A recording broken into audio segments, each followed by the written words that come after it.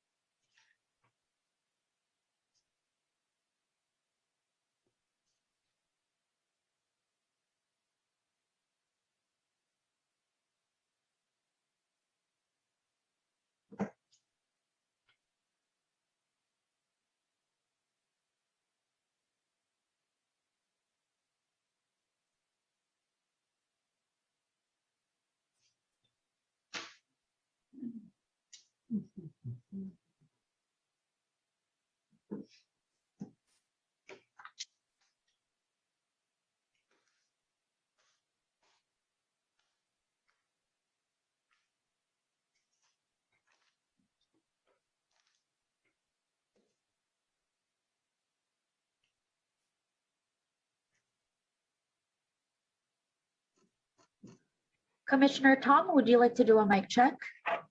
Yes, I'm here, thank you. Commissioner McAllister? Hello. Hello, mic check. It should be working.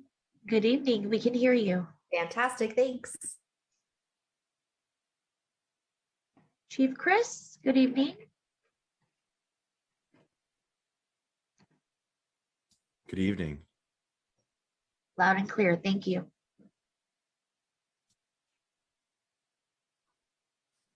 We'll start this meeting in 60 seconds once we have the whole board here. Thank you. We're still waiting on Supervisors submitting to log back in. Yep. Thank you, David.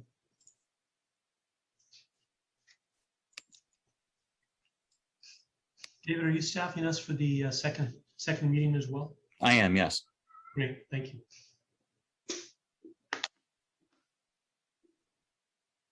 Do you have M&Ms this evening, President Wasserman? Yes, yes. Unfortunately, I've gone through 3 bags today, so. But 4 bottles of water, so I'm kind of balancing it out.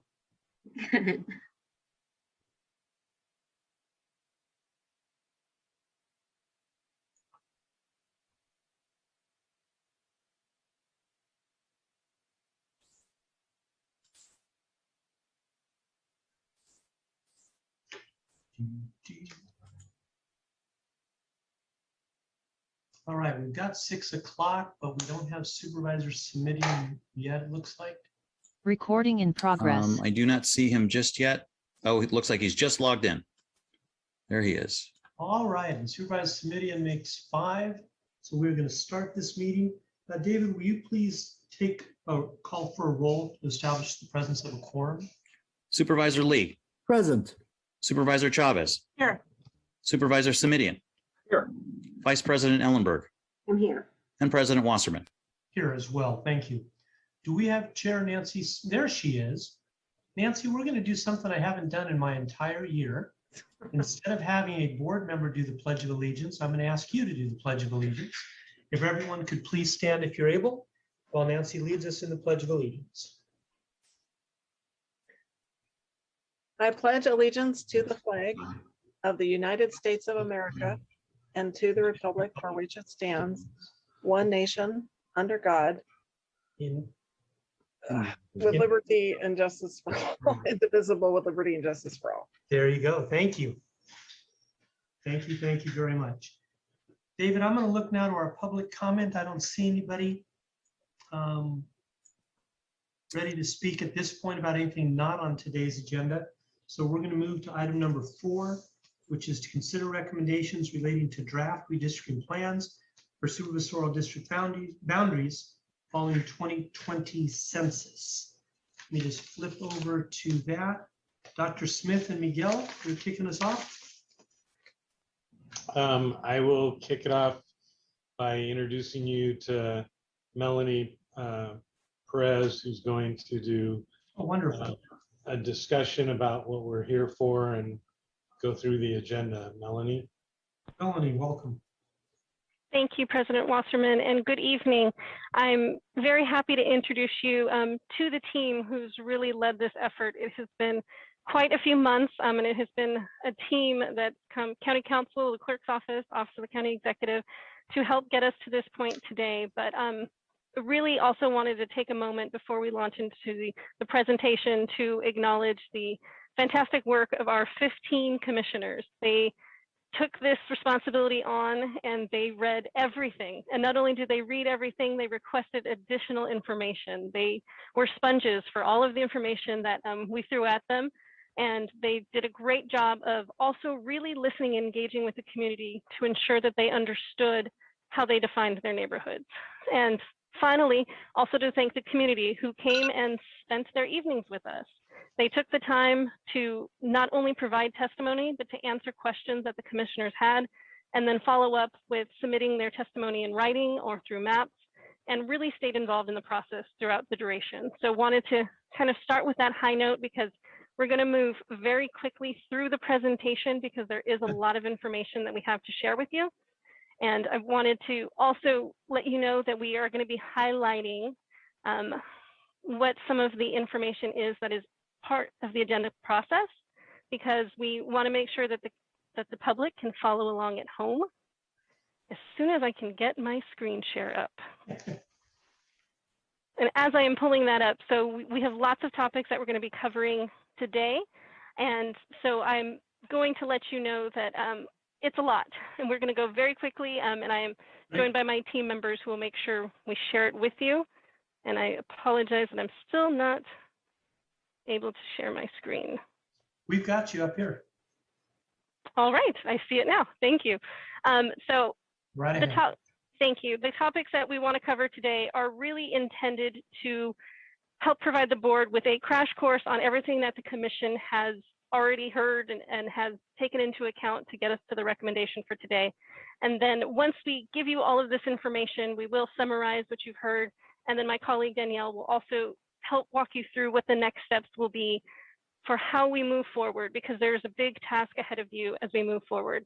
As I mentioned for the public that are following along, one of the new technologies that we've implemented in this new process is having HTML files that allow the public to open the maps, zoom in, look all the way down to the exact street that you're looking at. So if you're following along on the agenda, there is a file at the end is enlargeable.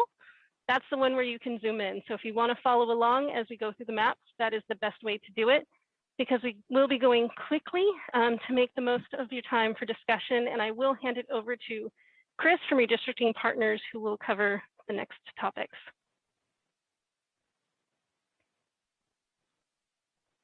Thank you, Melanie, for that introduction. Just to set the table for this redistricting process, the legislature passed the Fair Maps Act in 2019, and they have an order of criteria that cities and counties must follow. The prioritized criteria include ensuring that we have equal sized districts, people, not citizens, and that further that there's a 10% total deviation tool that we can use to help follow the following criteria. That every district has to be contiguous, no islands with one district and another. They can't hop and skip. They all need to be able to be drawn with one line. That we really maintain communities of interest. That's the bedrock of the Fair Maps Act, is looking to the community of interest testimony to guide us in our draft maps. For counties, looking at cities and census designated places and keeping them as whole as possible in the draft plans. Looking to easily understandable divisions between districts using major streets, highways, and natural borders and boundaries. And the final criteria is keeping districts compact, both in function and appearance. So we're looking for circles and squares, not a lot of strange shapes. And then the other thing that the Fair Maps Act did was really set a stage for how to go through the process. It sets out that cities and counties all have to have a minimum number of hearings, at least 4, which you've greatly exceeded through your ARC and through your many outreach meetings. But then also that there needs to be transparency throughout the process with the maps and the presentations and the agendas posted online for the public to view, and also a way for the public to interact and provide feedback through email and through other correspondence. One great tool that the county chose to use was the Districtor, the public mapping tool that has been used by the commissioners and numerous members of the public to provide their own draft maps. I think, yeah. So, and then I think the other thing we always want to start with is your current lines, is looking at what your current lines look like. They're up on the screen now. And then walking through the deviations and the population shifts that has occurred since the last census. So with the 2020 populations, you can see that there really are 2 districts that have both grown faster than the rest of the county, and one that has grown slower. So District 3 currently in its configuration with the 2020 census is 7.3% over deviation. So it's about 28,000 people overpopulated. And District 2 is about 38,000 people underpopulated, or almost 10%. So the total deviation of the current lines are 17.2%, where you add the absolute values of these two, the highest and the lowest deviation, to get to that total.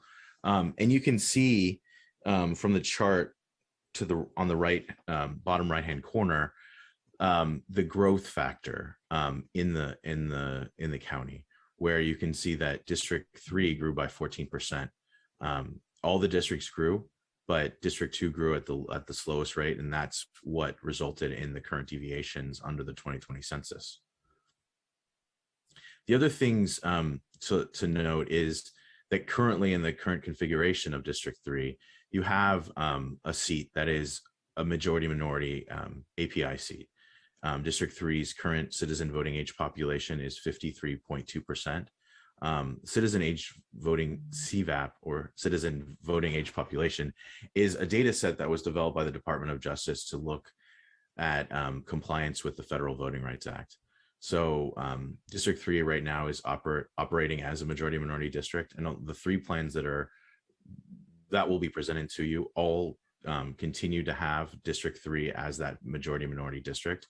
The other thing to point out in this map is that District 2, its current configuration, you can see that has a Latino citizen voting age population of 40.7.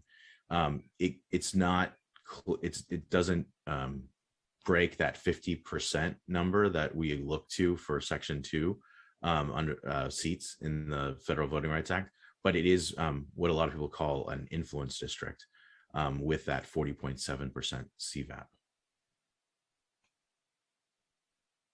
And I think one of the things that I mentioned before is that the Fair Maps Act is really driven by this idea of having public input and having community of interest testimony collected and used as the bedrock of drawing district lines in this new in this cycle.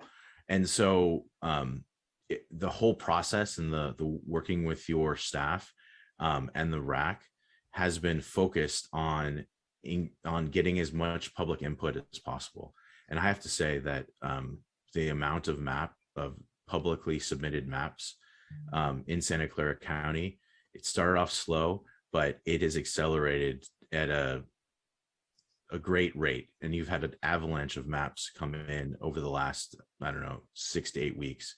And it's really helped define the conversation and really helped to ensure that the community does have a voice. And 2 of the 3 plans that are the drafts that are coming forward are based on those community plans. They're actually not based on, they are those community plans that have been elevated by the RAC and recommended to you as draft maps to consider. Thank you. Chris, if you can pause for just a minute. Dave, since this is a joint meeting of the commission and the Board of Supervisors, would you please do a roll call of the commission members? Certainly. One moment, please. Let me get the list. Okay, Commissioner Cooper. Commissioners, if you turn your microphones on, please. Commissioner Cooper. And Commissioner Stadler. Present. Commissioner Bernius. Commissioner Velasquez. Present. Commissioner Tom. Present. Commissioner Alvarado. Present. Commissioner Pham. Present. Chairperson Smith. Present. Commissioner McAllister. Present. Commissioner Zoglin. Present. Commissioner Pineda. Present. Commissioner Hong. Present. Commissioner Tan. Present. Commissioner Wynn. Present. Commissioner Malone. Commissioner Malone. And one more time for Commissioner Cooper. So it Okay. sounds like we've got 13 out of 15, certainly a quorum. There is a quorum. Yes. Thank you, sir. Thank you very much. Please proceed, Chris. So that RAC, that 15-member committee that you just took a roll call, has been fantastic at going through the publicly submitted maps, going through the COI testimony that we received throughout the process, and really driving home the need to let the community speak through the drafts that are being presented to you. We can go to the next slide. So this is, you can see we've met quite a few times. Our first meeting was on July 7th, and then on the 21st, we had appointments and training. On August 4th, we went over the districtor process or districtor public mapping tool and did an overview of the process. The 18th, we did a criteria training. So there's been a lot of training by the RAC to really empower them to know the rules, know the guidelines, and I think they've used all the tools we've provided them in a great way. September 1st, we went through a work plan schedule and talked through like the outreach approach. The 22nd was both an outreach hearing, and that was when we introduced the final, I believe, the final 2020 prison readjusted population. That was the actual data that we used to draw the maps. September 29th, we had another outreach hearing and discussion of COI maps that had been submitted. October 6th, we had our third outreach meeting and again went over the criteria. But also, I think what was great is, and I forgot to introduce these was on the 22nd, 29th, and 6th, and then on the 13th, each of the commissioners talked through their community of interest within their districts. And I think it really helped to add to the record of the community of interests out there, and the number of them, and how rich the community of interest testimony is in Santa Clara County.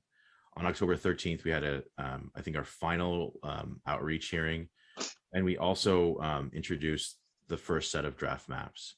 And then the last 3 meetings, the 20th and the 23rd and the 27th, we went through draft maps, reviewed community maps, commission drawn maps drawn by redistricting partners, and revised them to get to the 27th when the commission approved 3 maps, red, purple, and yellow, which will be presented tonight.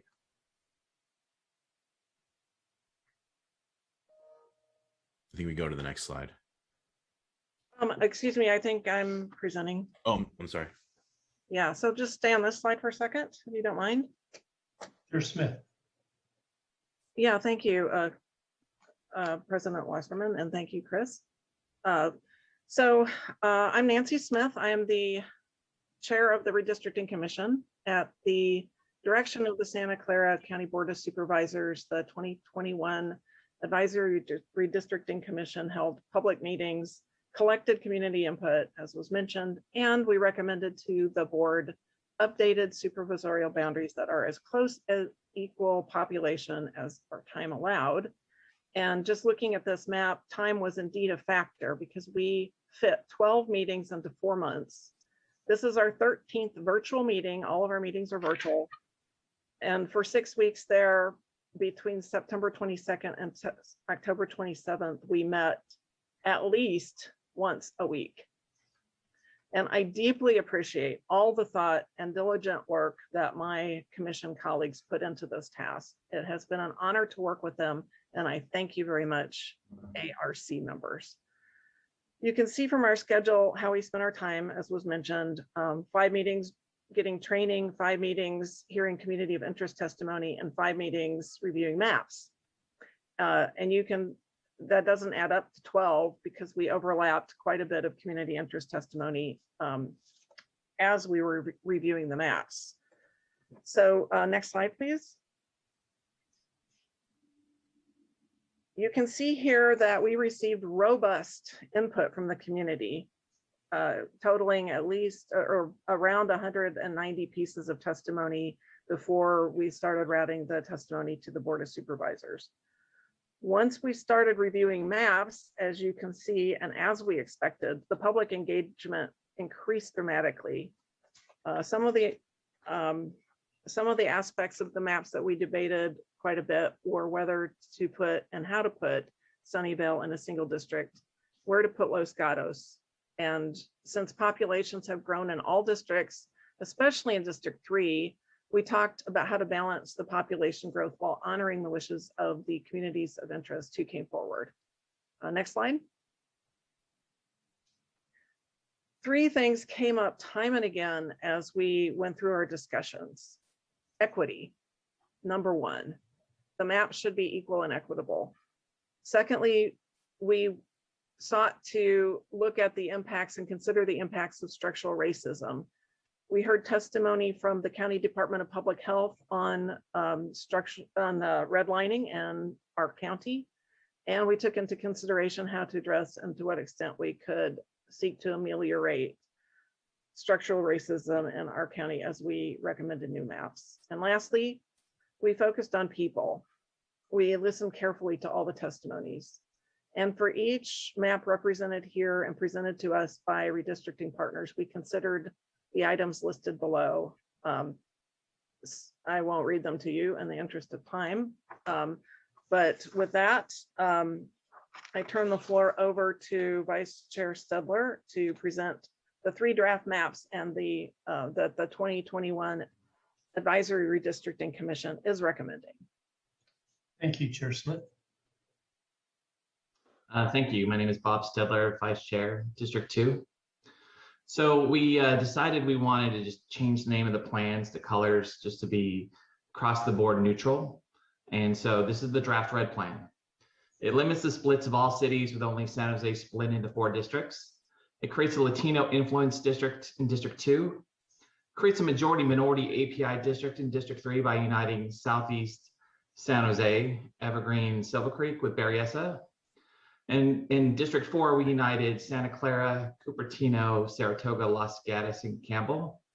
In District 5, we united Palo Alto, Mountain View, and Sunnyvale. In District 1, we combined Almond Valley, Morgan Hill, and Gilroy, whole in District 1. Next slide. So this just shows the draft map and just shows you the shape. Next slide. So what we did is we asked staff to put together what the boundaries are. Of course, I'm not going to read them to you, but it is kind of answer the questions of if, the city delineations and then how they split otherwise. Next slide. And then we can show here the lines with the cities highlighted and how it all kind of breaks down between the different districts. Next slide. And the total deviation for this plan red is 8.8%, and the Asian CVAP is 55.6%. Next slide. Draft yellow plan limits the splits of all cities with only San Jose split into all 5 districts. It also creates the largest Latino influence district in District 2, creates a majority minority API district in District 3, and in District 5, it unites Almond Valley and Los Gatos. Next slide. Again, this shows you the shape of it. Next slide. And then this shows you the different boundaries for this map. Next slide. And this shows where the cities break down as this particular plan. The deviation for this is 7.2%. The Asian citizen voting age population is 50.1%. Next slide. And this is a draft purple plan. This has the lowest deviation. It limits the splits of all cities with only San Jose split into all 5 districts. Again, we create the Latino influence district in District 2. And again, we create the majority minority API district in District 3. Next slide. So this shows this plan that's put together. And then next slide. And this just really kind of shows how the cities delineate freeways, rivers, freeways, Communication Hill. Again, it's fairly compact. Next slide. And this just shows where the cities break down, where you can see how they land. Next slide. And the total deviation for this is 2.6%. And the Asian citizen voting age population is 50.1%. So this has the lowest deviation of all the plans that we are talking to you today. And the next slide. And we go to staff. So thank you. Thank you, Vice Chair. And so on this slide, what we have done is, I know we've given you a lot of information, so we've put it into one place to help you get a sense of what some of the key comparisons are. And this highlights the areas where the Commission spent considerable time discussing what was the best way to move forward. And I know we haven't shown all of the maps yet, but we do have, myself and Chris have the maps ready. And as we move into the discussion phase, we can pull them up and we can zoom into them more. That option is available to the board if there are maps you want to see. And the one thing that I do want to highlight is a lot of these maps do have similarities in where they placed certain areas of the county. And that was because as maps were being developed, it was an iterative process where every week it was adjusted based on the testimony that was heard, and the commissioners took that into account and were thoughtful about how to then adjust the lines. And also our community would also send us a new map and say, hey, this isn't exactly what I meant. I meant my community is a little bit more this way. And so as the conversation continued, it became more nuanced as we moved forward. And next, I will turn it over to my colleague, Danielle, who will talk about the next steps for the board. Good evening. So this slide provides information on the next steps. Tonight, we're hoping that you'll direct administration on the next steps for maps review, adjustments, or some that you don't want to have considered as you move forward. The board is required to hold one more public hearing, so it would be your second public hearing. You do have regular board meetings scheduled on November 16th or December 7th. Part of our recommendation tonight is to choose one of those dates to direct for the second public hearing. That meeting would need to be time certain at no earlier than 2 in the afternoon. We do have a tentative hold for Tuesday, November 23rd for a possible meeting. I was informed earlier it does not necessarily need to be an evening session meeting, but we do have staff that's been put on hold so that if you wanted to have a meeting or if you wanted a little bit more time for review, that could be an option for you. A final supervisorial district map must be adopted by December 15th. We don't have any wiggle room on that date. A map would typically be adopted through ordinance, which requires 2 readings. The second reading would be on December 14th, your last meeting scheduled for 2021, also the day before the deadline. Excuse me, there is a legal requirement to post the final map without changes. So the map that's posted cannot be changed at the hearing, and that needs to be at least 3 calendar days before the board takes action to adopt. Thank you. Thank you, Danielle. Supervisor Simidian. Thank you, Mr. Chair, and forgive the interruption. I wonder if either Ms. Kristin or our county counsel could just clarify, perhaps I missed it, 3 days before adoption, meaning at the second reading of the ordinance or the first reading of the ordinance? James. That would be the first reading if we're adopting by ordinance. There's potential wiggle room to adopt by resolution if we repeal the current ordinance establishing district boundaries. So if our final meeting, if we were to do it by ordinance, Mr. Williams, on the 14th, then we have to have 2 readings, which could be on either the 16th or the 7th, but we'd have to have a final map posted 3 days prior to the adoption of that date. That's right, 3 calendar days. Prior to the first reading. Correct. Which means either, no, all right, thank you. I have some thoughts about our timing when we get to that point, Mr. Chair, but I thought that was an important clarification. Appreciate it. All right, we're on item number 4. The first part of that was to receive a report from the 2021 Advisory Redistricting Commission, which I believe we just did, Chair Smith.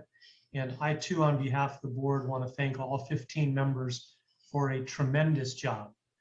I don't know about Supervisor Simidian's first time around, but I believe I'm the only person on the screen that was part of the redistricting process 10 years ago and went through this exact same thing.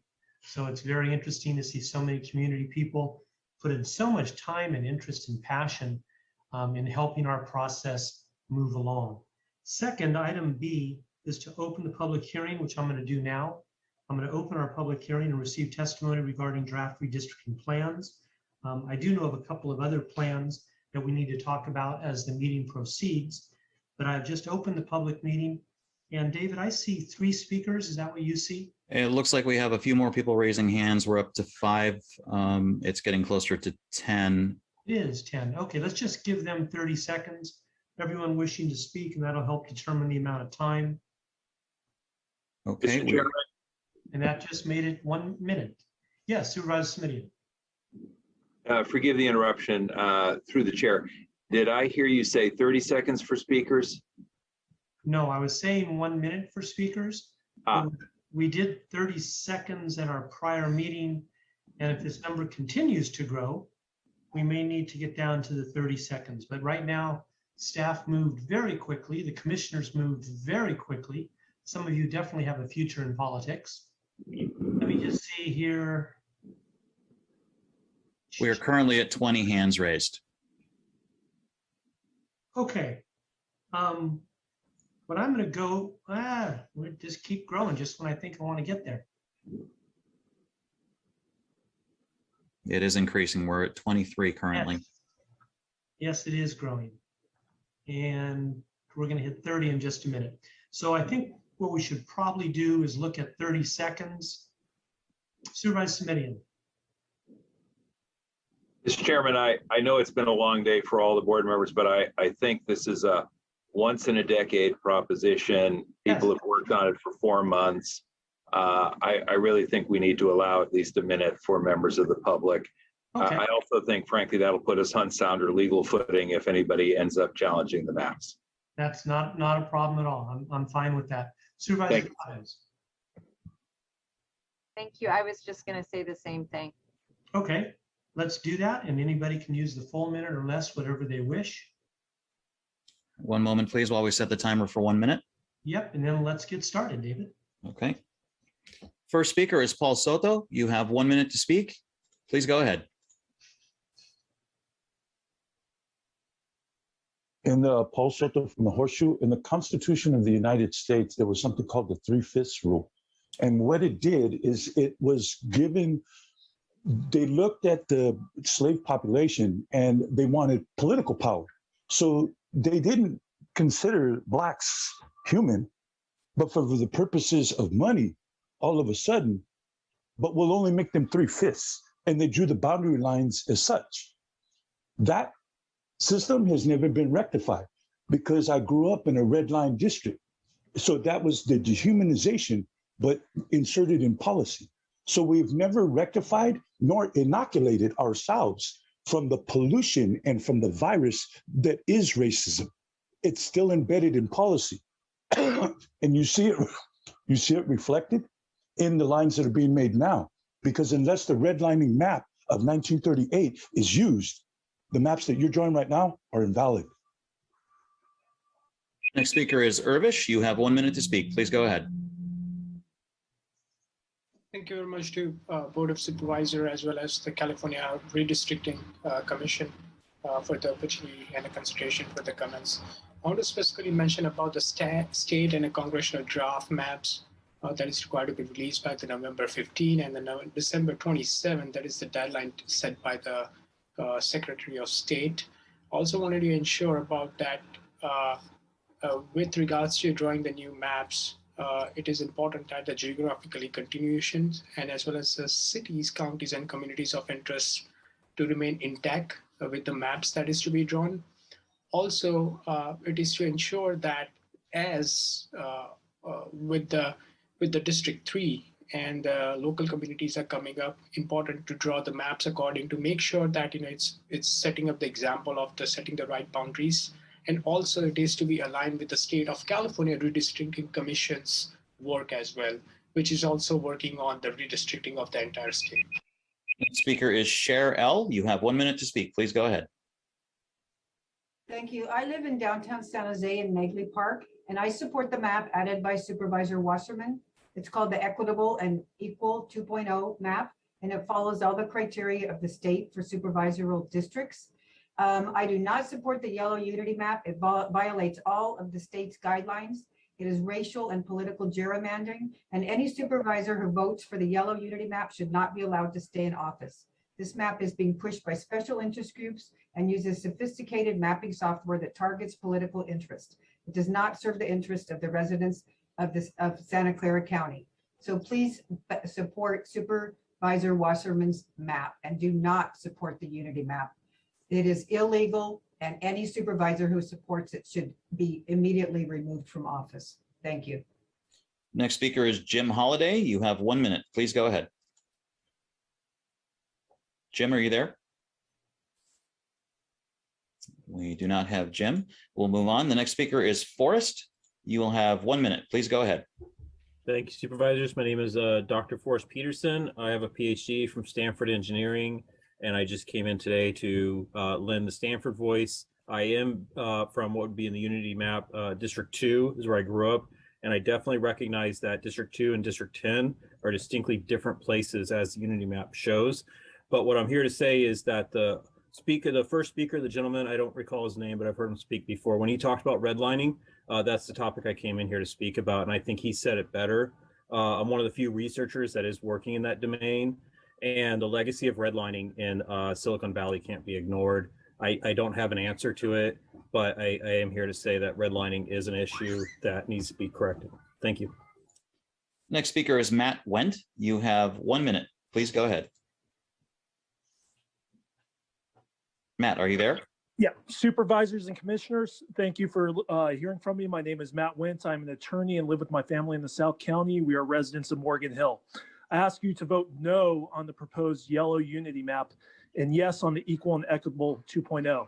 The unity map will lessen the voice of representation the rural South County may dominated by the more densely populated areas of San Jose. The yellow unity map may also violate Section 2 of the Voting Rights Act and will, if adopted by this board, potentially expose the county to potential litigation. The proposed yellow unity map appears not to follow federal and state guidelines and criteria, which may expose you to legal challenges. For example, the unity map fails in 4 of the 5 criteria required by law to be followed. One is compactness. This map, as mentioned, is not a square circle, looks like a pitchfork. It is not contiguous. The district wraps all the way around the county. The preservation of counties and other political subdivisions is not had by the yellow unity map. It cuts out towns like Los Gatos and takes them. Next speaker is Denise Herrera. You have 1 minute. Please go ahead. Hi, my name is Denise Ramon Herrera. I live in the rural mountains in Los Gatos. I'm part of Supervisor District 1, Mike Wasserman. Thank you to give me this chance this evening. I believe that some of these maps are separating my identity where I live, not my identity, but the rural area of Los Gatos. I request that we continue to be part of the town of Los Gatos. So I'm supporting today the EE 2.0 map. Thank you very much. Next speaker is Melody Masani. You have 1 minute. Please go ahead. Melody, are you there? Yes, thank Go you ahead. so much. I am Melody Masani.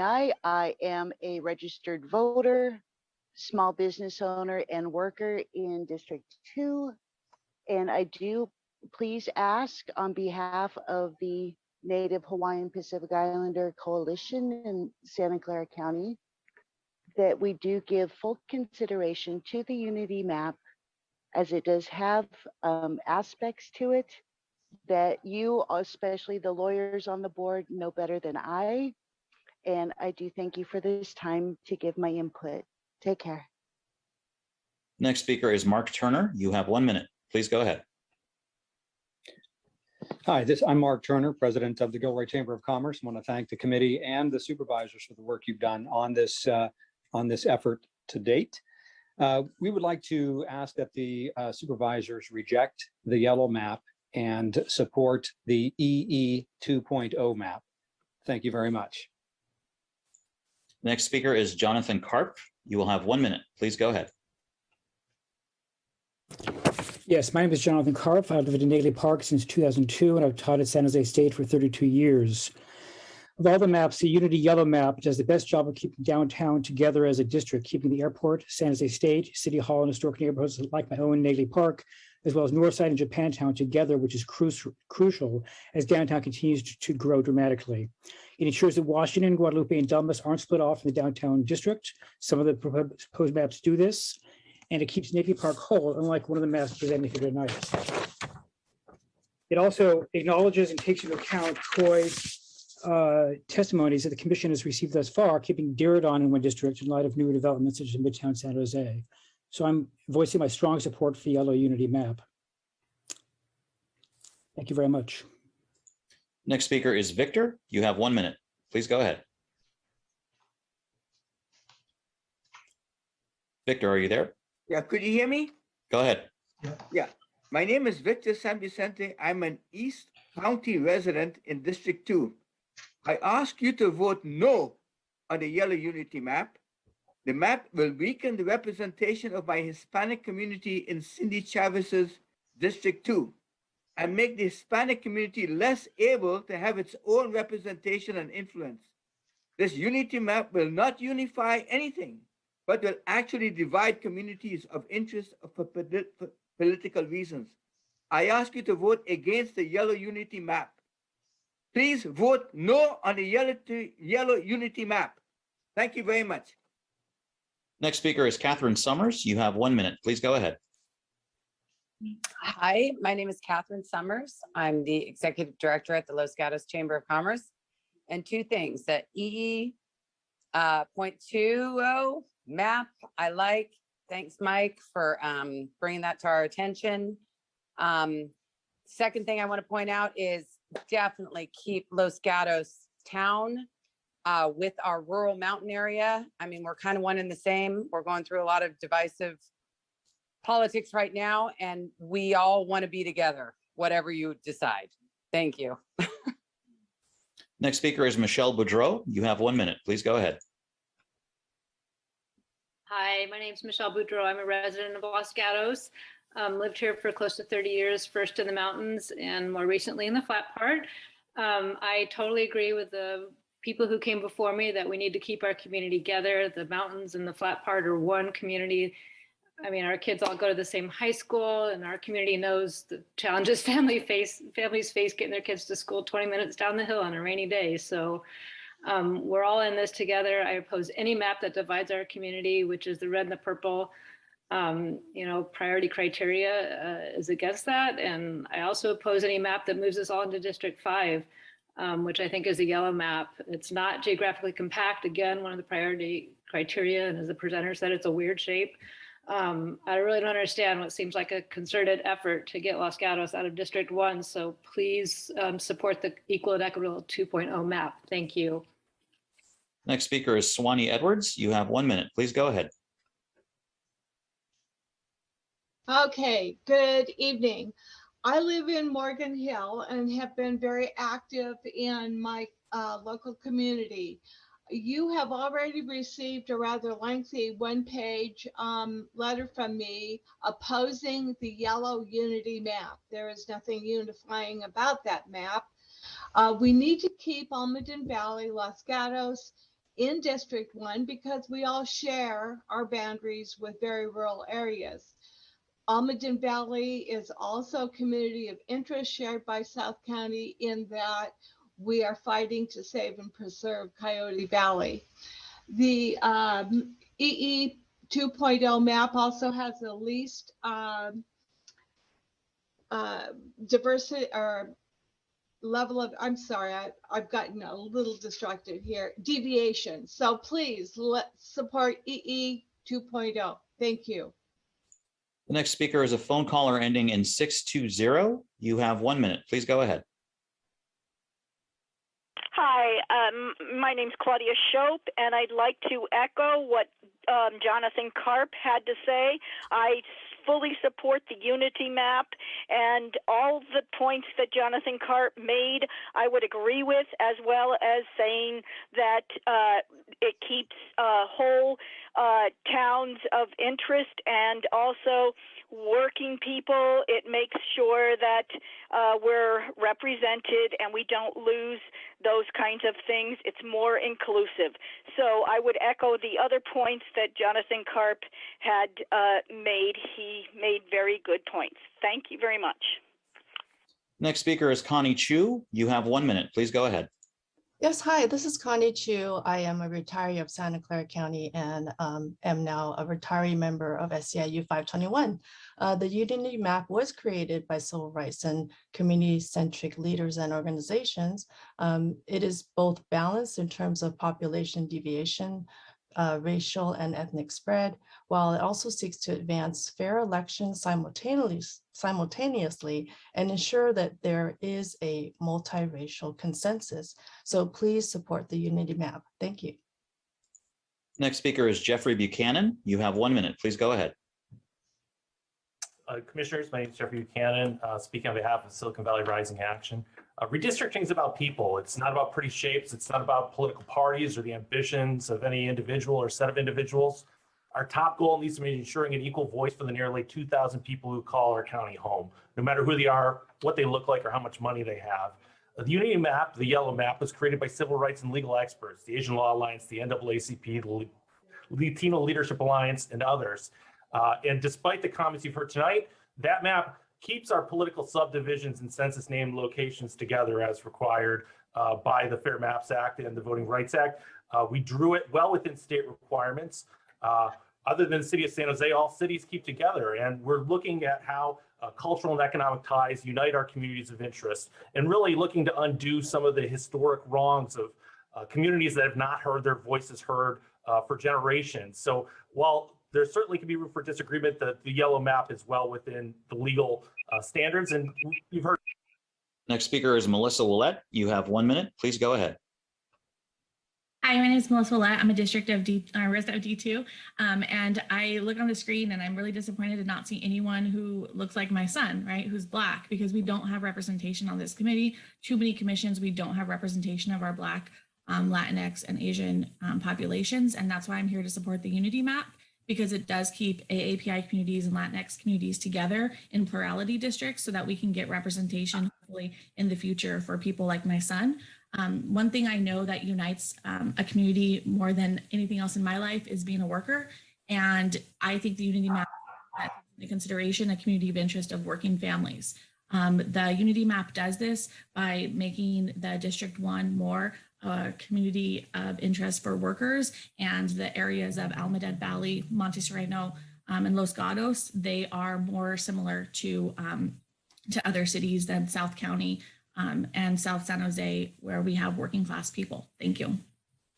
Next speaker is Christina Delatore. You have 1 minute. Please go ahead. Good evening. My name is Christina Delatore, and I'm here on behalf of the South Bay Labor Council to speak in support of the Unity Map. This map isn't about politics, it's about people. It will keep communities together and ensure that every resident in our county has a fair say in the representation by pushing back on a history of voter suppression. It has been carefully thought out by civil rights and community leaders and continues to gain support from a diverse coalition of community stakeholders. It is by far the best for working families as it addresses a historic wrong committed by our county redistricting, where South County working class voices, such as in Gilroy, have been overwhelmed by communities such as Los Gatos or Almadén Valley, where the median income is much higher. The map also works to diversify our districts by adding 2 formerly white population plurality districts to plurality Hispanic and Asian districts.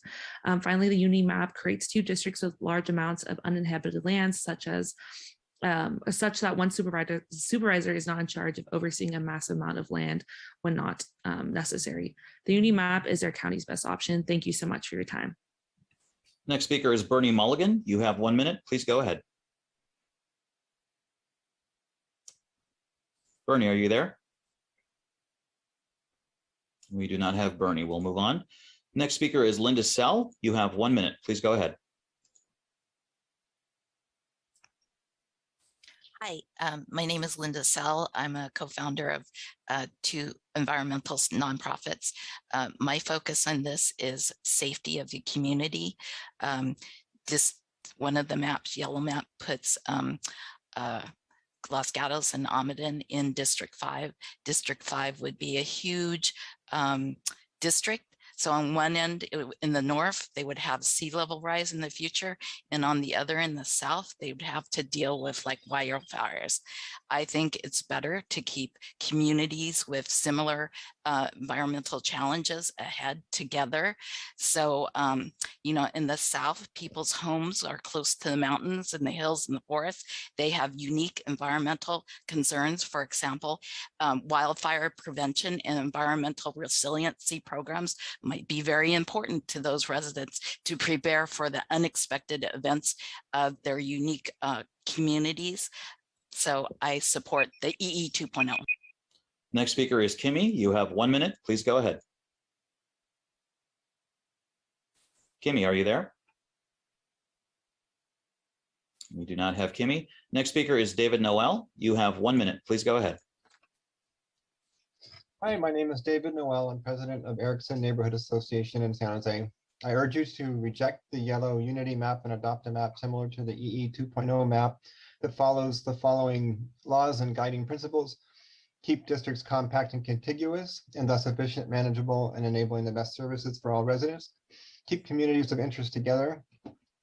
Keep rural areas together, which share unique challenges such as wildfire prevention and emergency operations. And limit splits of cities and neighborhoods. Keep boundaries fair and legal. Do not draw districts to the advantage of or disadvantage of a political party in compliance with the Fair Maps Act. Do not use race as the predominant factor in selecting boundaries per the 14th Amendment. Minimize unnecessary disruptions to people, neighborhoods, organizations, relationships, projects, and initiatives, and minimize inevitable unintended consequences. Thank you. Next speaker is Dan. You have 1 minute. Please go ahead. Dan, are you there? Hi, thank you. Thank you. Can you hear me? Yes, go ahead. So I support Mike Wasserman's EE 2.0 map, and I think it has the right principles. And whatever map you take, I think it's very important to keep areas of similar interest together. For example, the rural areas don't have a lot of people, so they should get some concentrated power in one district, because otherwise there's no political cost to ignoring their concerns. The other thing is that I'm really afraid of the woke, new racist philosophy behind the yellow map, because these proponents have spoken openly tonight of getting rid of 2 white districts. That's a good idea, they say, and creating other race plural districts. I think the answer to the true awful historic white racism should not be a new woke racism, anti-white racism. We just don't need to be choosing between. Next speaker is Dennis Byron. You have 1 minute. Please go ahead. Yeah, Mike, nice seeing you here. I live in Los Gatos, and I've lived in Los Gatos for 60 years now. And I follow demographics a lot. I'm a developer and real estate agent in the Valley. And what I see is the gentrification of Los Gatos following Morgan Hill, Gilroy as the same. So we have more in common with the South Valley than we do with people like in Saratoga and San Jose. So I want to promote the 2.0 initiative. Mike, thanks again for listening, and thank you very much. Next speaker is Sandra. You have 1 minute. Please go ahead. First, thank you very much, Commissioners. I do live in Almaden Valley.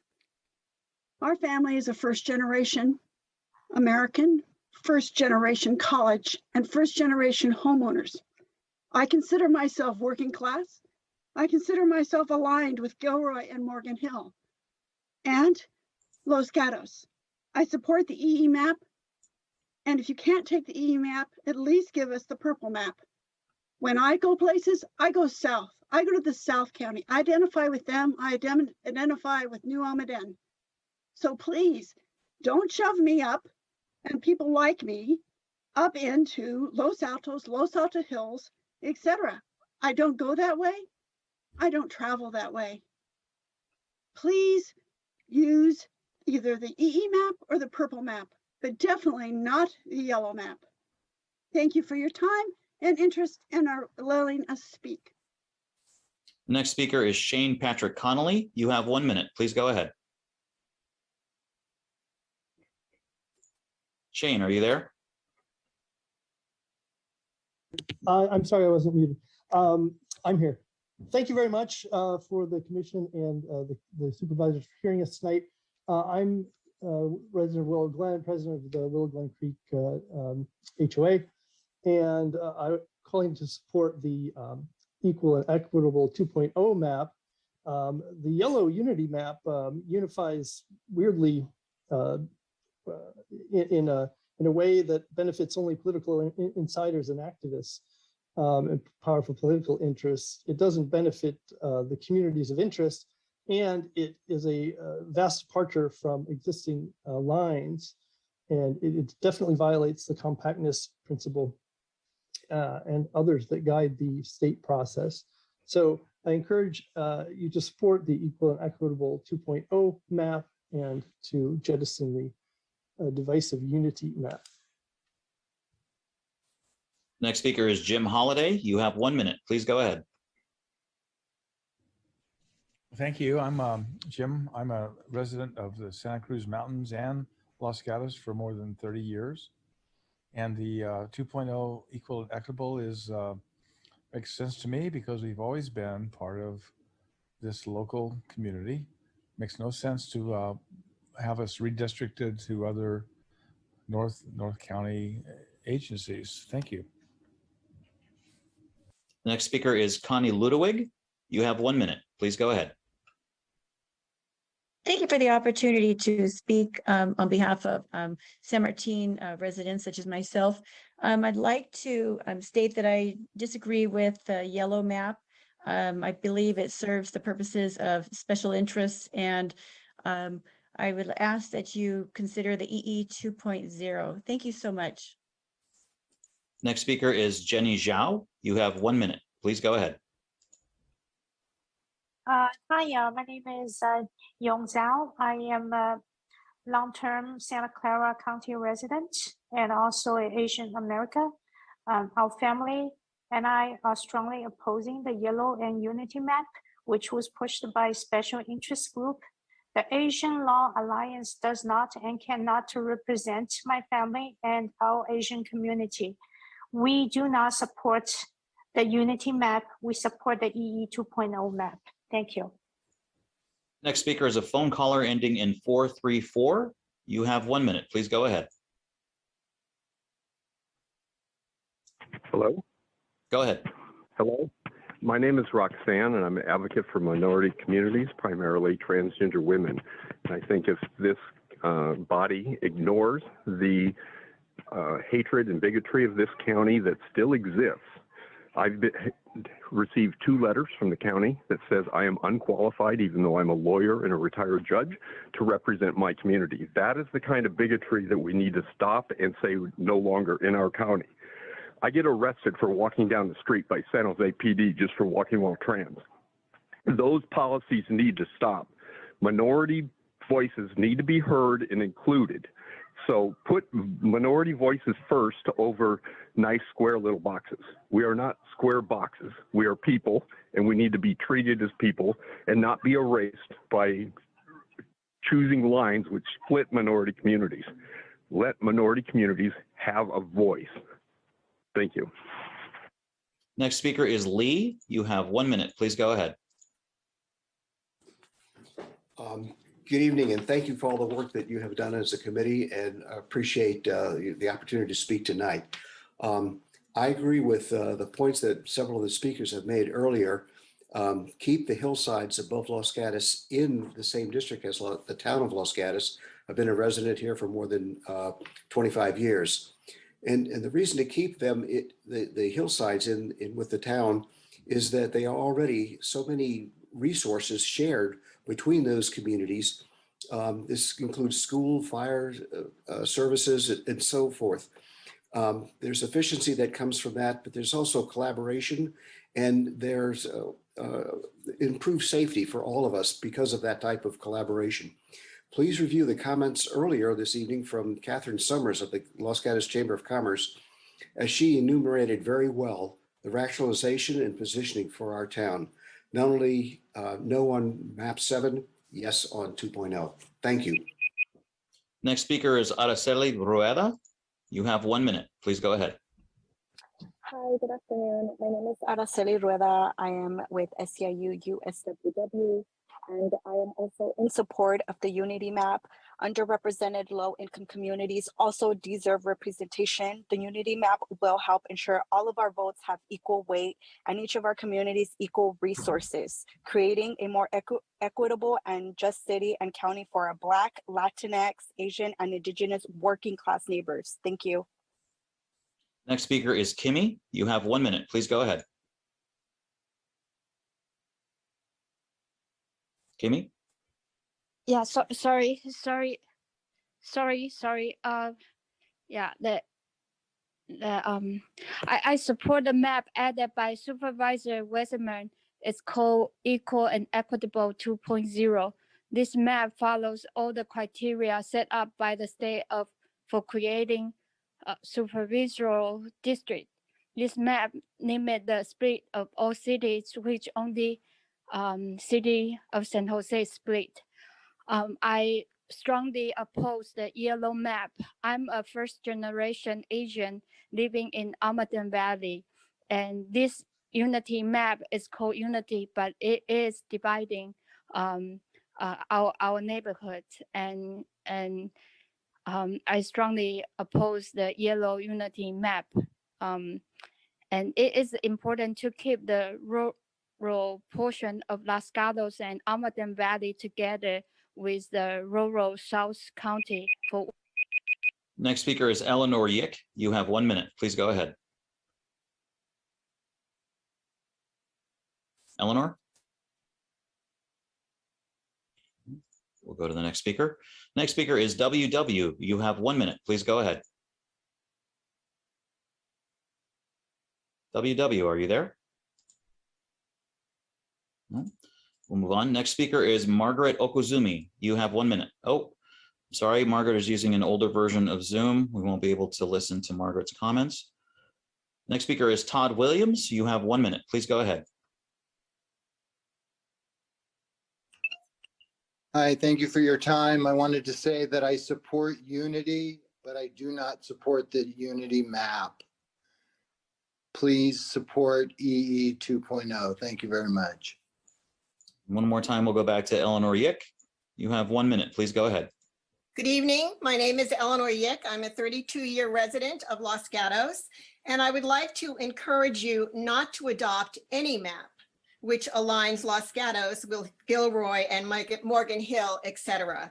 Los Gatos is not a predominantly rural community and is much more closely aligned with Saratoga, Cupertino, Mountain View, etc. Thank you. The next speaker is Juan. You have 1 minute. Please go ahead. Juan? You're unmuted, but we can't hear you. There we go. Oop. Juan? No, it looks like he may have dropped off. Next speaker is Tim Clausen. You have 1 minute. Please go ahead. Tim, are you there? Try one more time, Tim. Yeah, are you there? Go ahead. Hello? Yeah, I'm Tim Clausen and I live in the downtown San Jose area. I strongly oppose the Unity Yellow Map and support the EE 2.0 map. Thank you. And that concludes our request to speak. Thank you, Dave. Another great job. I appreciate that. What I'm going to do now is I'm going to close the public hearing. And Melanie, I'm going to turn to you. And just for clarification, the EE 2.0 map is on there because I know it was one of the ones that was close in voting, like 7 to 8 with the commission. And I asked staff to add that on, which they did. I believe there's another map to be added on by another supervisor, but I will leave that to that person. But for now, could you please, Melanie, bring up the 2 other maps that you're aware of and give a description of them as you did the prior 3? Yes, so I'm pulling them up as we go, and for those who are following along at home, we're going to start with EE 2.0. And so this map is included in the packet, and it was included in the comparison chart that we went through. The first slide that we have here shows where the cities are within this map. And as some of the speakers have pointed out, this is the one option that is for discussion today that does keep the city of Los Gatos in District 1. So that is, I'm hopeful my map will work. So for those of you who are watching, this is this small area that is here where that happens. So that is how this one is different than the options that have been presented so far. And then as you can see, it's when you look at the existing districts, it's really along kind of the edges of the bottom of District 4 and the bottom of District 2, where there is additional shift in how it would look, because the colors are the current districts and then the lines are the proposed districts for this map. As we've talked about with all of the maps, we are really looking to limit the number of cities that are split, because we have heard considerable testimony as to how individuals consider their cities, their communities of interest. It does maintain the CVAP, the Majority Minority Asian Pacific Islander District in District 3. It does unite Santa Clara and Campbell in District 4, which is another kind of theme that we heard throughout our testimony. And we also had our commissioners who made sure that we heard that loud and clear throughout the process. And it's looking at District 5 would be Palo Alto, Mountain View, Cupertino, Saratoga, and Sunnyvale. So that is the larger description of the western cities that we heard from some of our commissioners. And the big difference is the way that San Jose is split up. This is different than what you'll see in the other proposed maps that were already presented. And this slide does give you the census data, so for what each of the individual districts would look like. And it does have the total deviation of 3.7, with Districts 3 and Districts 4 being the ones that have the low deviation. And then we do have the slides for what that would look like by district if the commission wanted, or the board wanted to go further into details of what those would look like. That is provided in the packet. And I will go through the minimal modification plan for District 5 that was also added to the agenda today. And this is what it looks Mr. like. Chairman, I apologize for the interruption, but just an important correction. Going back to equal and equitable, I think there was reference to Sunnyvale being included in District 5, and I don't believe that's the case. It's not. Can I ask Melanie to just double check on that one? I think it's just mislabeled. I'm going to the District 5 zoomed in copy so we can see that better. But yes, I believe you are correct. So we have that shift is mislabeled. So this gives a better view of what that would look like. So thank you. I'm sorry for the interruption. I just didn't want people to go off with a misimpression. Thank you. Now, Sunnyvale is united in this map and it's all in District 3. Okay, please continue, Melanie. Sure. So this is the minimal modification plan or the B5 map that was added today. This is how the districts would look. So again, you're seeing a similar configuration in the Los Gatos border area. It does have the deviation that is listed within the plan. We have not done some of the highlights yet. That is some of the work that we do when we get deeper into the maps. But if you look through it district by district, it does kind of keep a similar shape. I think some of our community members have called it a boot for District 1. So it does have that similar shape. And so it is similar to what we've seen. This area around here, you'll see in a lot of the maps that have been discussed tonight, it keeps 7 trees in Edenvale. So it looks like a strange shape, but it is based on the communities, and that's what's reflected in the maps we looked at earlier. And then for 3, it's similar to some of the other ones, and we have all of these included in the packet. And if there are additional questions, we're here, and Chris from Redistricting Partners is great at zooming into further details if we wanted to go further. But if there are any, I see a hand up. Thank you, Melanie. Supervisor Simitian. Thank you, Mr. Chair. Let me see if I can avoid a internet problem here, even with the screen on. I just wanted to say thank you both to staff and to the Redistricting Partners. This was a late addition. I asked for a version that we could at least take a look at that started with the current district boundaries and simply made minimal modifications, hence the name, I guess, minimal modifications to adjust for population. And that's why when you look at the census and the deviation, this one has a very low deviation, total of 2.2% between the largest and, or excuse me, the most overrepresented and the most underrepresented, on the theory that equal population, one person, one vote is central to this exercise. And I just asked the folks at Redistricting Partners, hey, could we take the current map and look at that one? This is the one that you and your colleagues approved a decade ago. It was drawn under a different set of regulatory guidelines as far as state law was concerned, but I went back and looked at the legislative history, and communities of interest certainly was one of the concerns articulated at the time. And I just sort of thought, okay, what would it be like if we left things as close to the same as they are, with minimal modifications necessary to address the most significant issue, which is one person, one vote, equal representation by virtue of minimal deviation.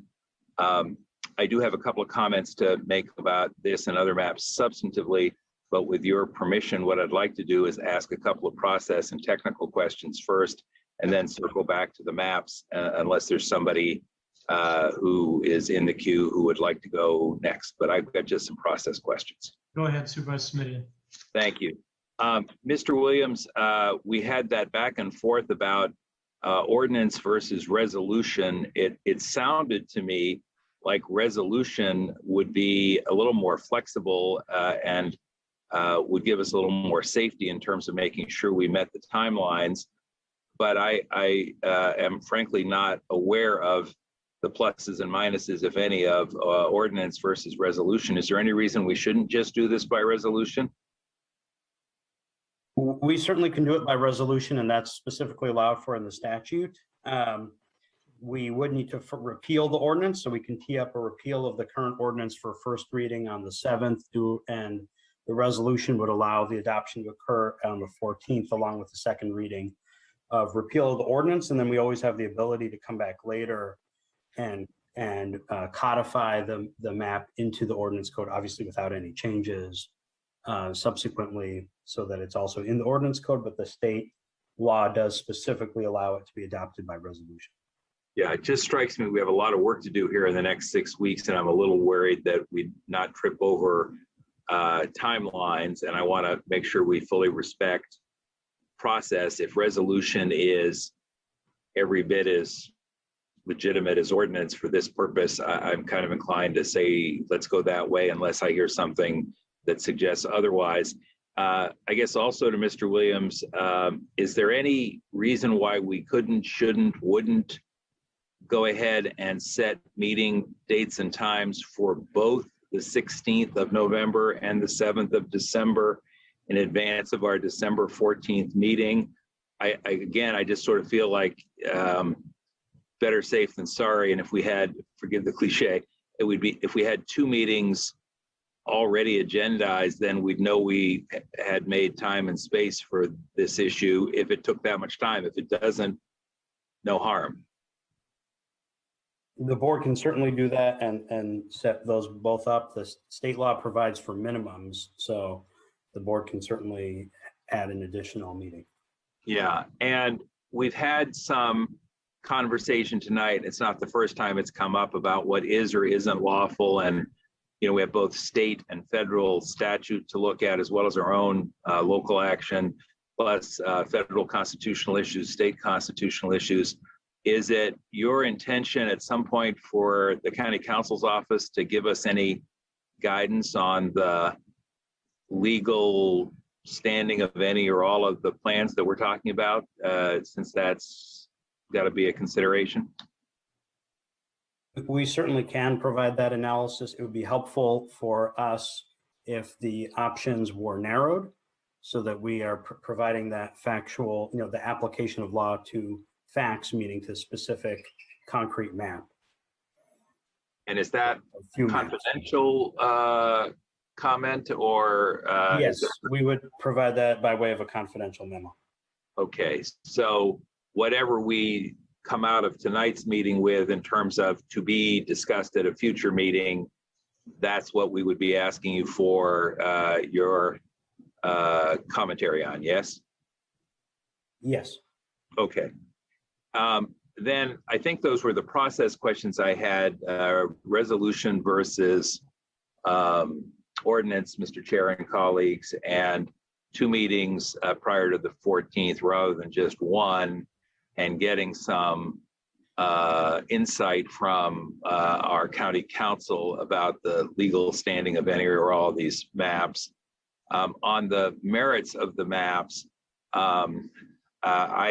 as I said, I put a request into Redistricting Partners just to let us see what minimal modifications to the current maps would be and adjusted, and that's what we've got. So if this minimal modification looks familiar, it's because it's similar to but different from the current map to the extent necessary to balance population. I think it's worthy of consideration.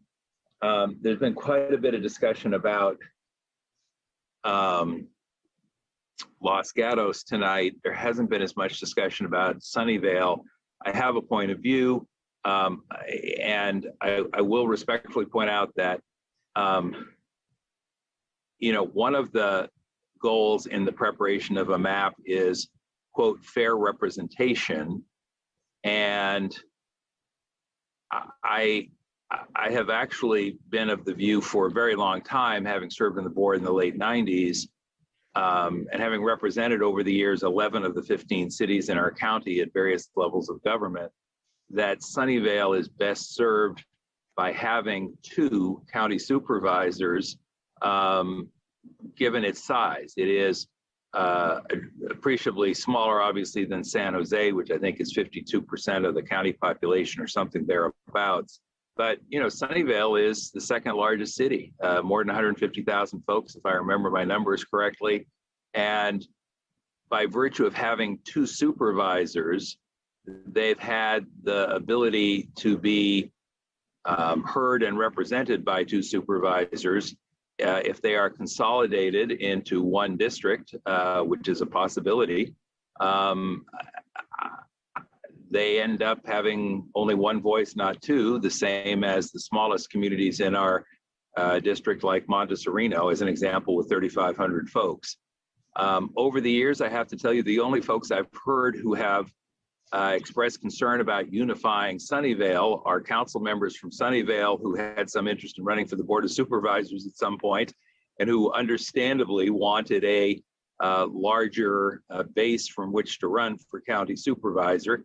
That, of course, cannot be a consideration by our board. And as I say, I think that if you were to ask me what the best interest of Sunnyvale is, I would say having 2 voices on the board when you're the second largest city, and the largest city has 5 voices on the board, the way the maps have been drawn, is frankly not only appropriate, but more equitable.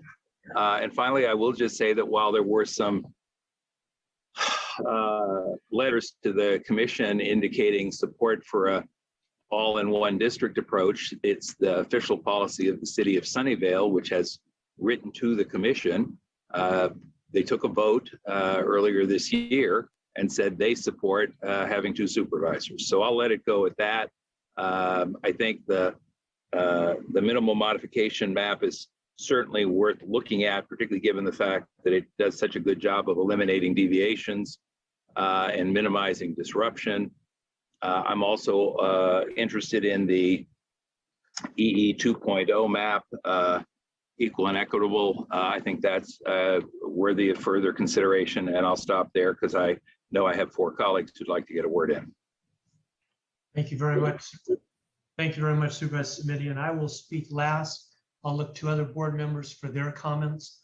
My goal tonight would be, we have 1, 2, 3, 4, 5, 6 maps that were on what Melanie originally showed on her spreadsheet, 6 columns. I too am in favor of considering the minimal modifications. That would be 7. My goal tonight would be to cut that list down to perhaps 4 as we move forward to the next phase in this process. Supervisor Chavez.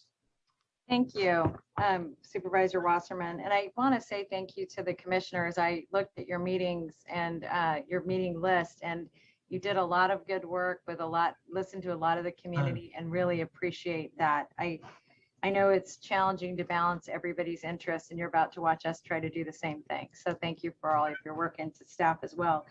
I wanted to start with something that may be a much more fundamental question. And in particular, I too, I react when I hear people say, oh my goodness, this is unlawful, or that's not right. And so I'm going to ask a couple of questions around that. And James, I think this is going to be mostly for your team. One question I wanted to ask is how the Federal Voting Rights Act, in particular, looking at District 3, how we should prioritize a voting rights district and also an opportunity for districts of influence relative to the other criteria that are laid out before us. We do have in District 3 a majority Asian voting interest, and it's important that we factor that in.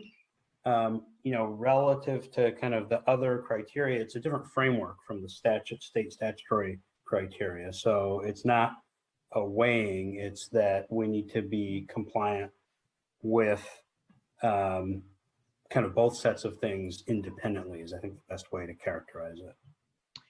So if I'm to look at the majority minority district, and the influence district, those are, I understand your point, they're from a separate statute, but as you all are analyzing this, would you be prioritizing that analysis for the value of and the strength of a map? And the reason I'm asking the question is I've heard, I heard a little, some of our public speakers were concerned about reverse discrimination and racism and us using criteria that we should not be using. And that's partly why I'm asking the question about those two particular issues. Yeah, those two issues are slightly different, and I think we can lay out some of this analysis when we look at the specific maps that the board votes to kind of move forward. But I think the bottom line is the ultimate map that's adopted does need to comply with the Federal Voting Rights Act, and that means that we need to ensure that we're sufficiently accounting for that compliance along with all of the kind of state statutory issues. So it's not kind of a prioritization, it's essentially a box that needs to be checked to the extent that there is an identified issue. And so that's one reason we need to be attentive specifically to District 3. Thank you. And how does that impact District 2 as it relates to the a district of influence? And I'm using that language because that's the language that's in the staff report. Less so, and that's something that we can lay out in the memo. All right. I see I'm not going to push you into an answer tonight. Thank you. All right, then here's my next question. And again, this may be a question relative to staff. I don't have Supervisor Simitian's map to look at against the other criteria, but as it relates to the cities being split, this has always been a challenge, I think, for San Jose, but I have too, like Supervisor Simitian, have seen this as an opportunity for San Jose and for Sunnyvale. But I recognize that communities, like we heard tonight about the hillsides behind Los Gatos being a part of that community, which is something I would be interested in addressing, that there does seem to be an interest from the community in pulling cities together. So again, what I would ask is, it appears to me as part of the FAIR Act work at the state level that cohesiveness seems to be a priority, and yet we don't try to address that cohesiveness with the city of San Jose, I imagine because of its size.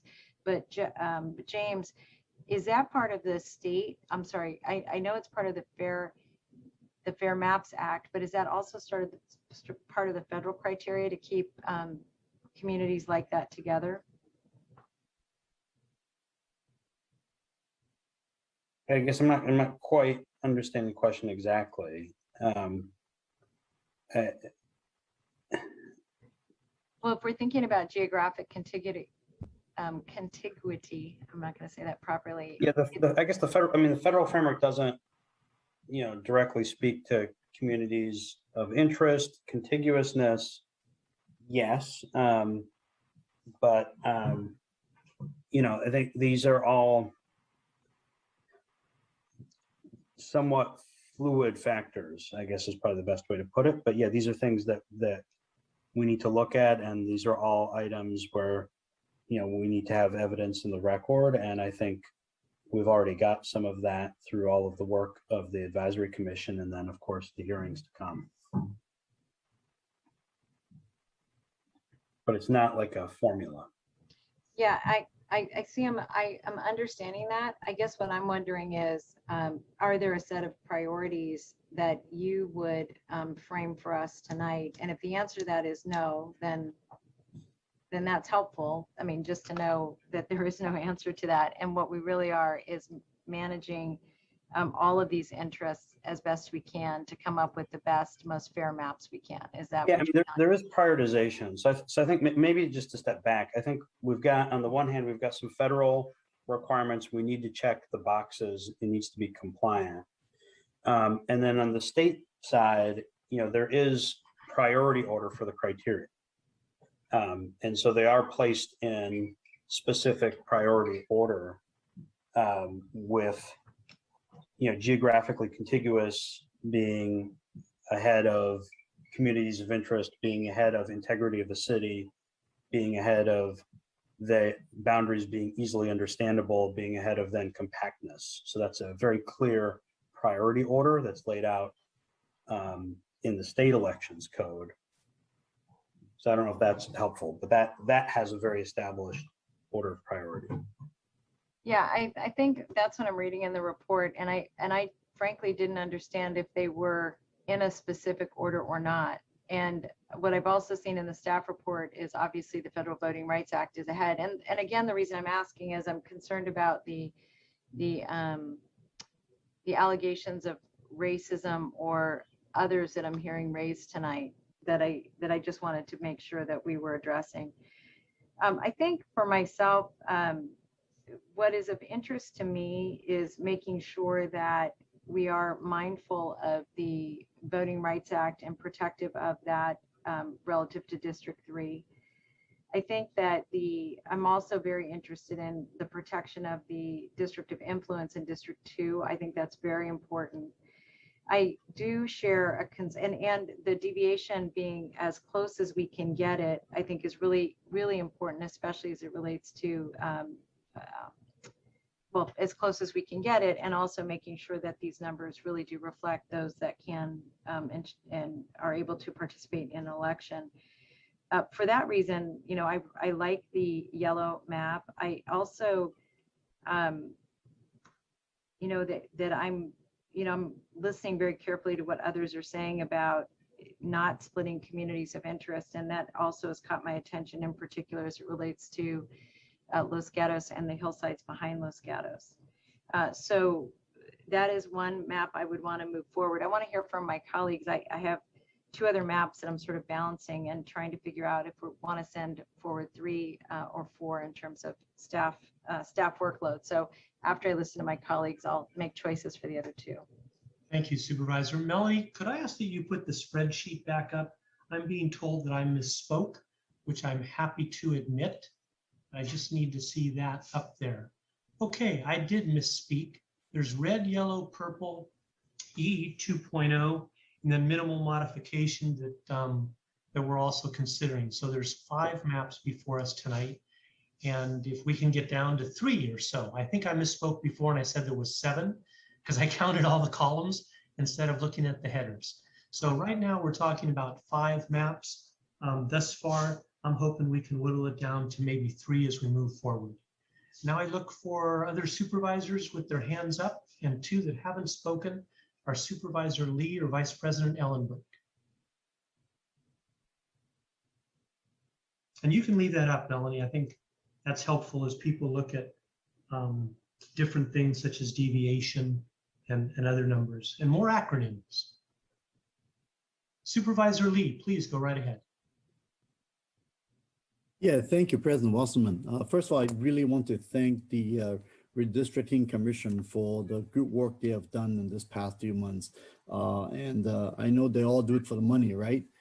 And we give them a pay raise. We double their pay every meeting. But frankly, I just want to say this is really amazing work that they put together. I want to say appreciate for their really awesome work in this presentation. I could see there's definitely a lot of hard work being put in trying to balance so many different of these interests. From the very get-go, I think I've already said one of my main concerns about the districting is that being a resident of Sunnyvale for the past 25 years, the refrain I always keep hearing from people is why is Sunnyvale being split into 2 districts, District 3 and District 5? And frankly, I mean, I agree the argument. I do understand the argument saying that represented by 2 people, of course, better than 1. And certainly Supervisor Simidian has been a great representative for South Sunnyvale for quite a while. And I certainly don't want to belittle that fact. But the reality in terms of the influence of any district, the basic fact is that when you split a district, you are weakening their influence. A good example would be Berryessa, for example. We recall about 20 years ago, one of the biggest argument and complaint about people in Berryessa being a very high Asian Pacific American district is that it was actually divided into 4 districts in the assembly. I don't think anybody ever says that, well, Beresta is doing better because it's representing four different assemblymen. At the end of the day, what happened is that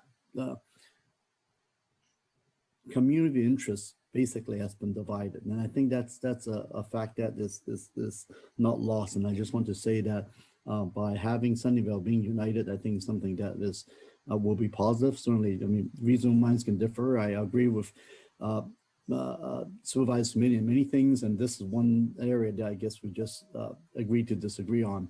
But at the same time, I do want to mention, when you talk about representation and if it would make my race easier, frankly, I'll say the status quo right now will make my race really easy because I've done very well in other part of the district. And again, that's not the reason why we're talking about these districting. It's not about the people. It really is about the what benefits the city and the community of interest. So as James has mentioned earlier, I think you mentioned one of the big criteria is the contiguousness of the district is number one. Didn't you say that the not splitting a city is actually one of the highest priority? Is that right, James? That's number 3 out of the 5 main statutory criteria. Okay, all right. So it's in the middle. It's after communities of interest. Community of interest, right? COI, right? Correct. So I think both in terms of community of interest and frankly, I wouldn't be able to tell you very difference of community of interest between North and South Sunnyvale, and so I do think there's a benefit of getting that combined. I do thank the commission for submitting all the maps that basically have to have Sunnyvale combined as one. And for that reason, I think that's one criteria that I would believe is quite important. Second thing is regarding the minority district of District 3, which is a very high Asian American population. And I think this is something that is quite important, obviously.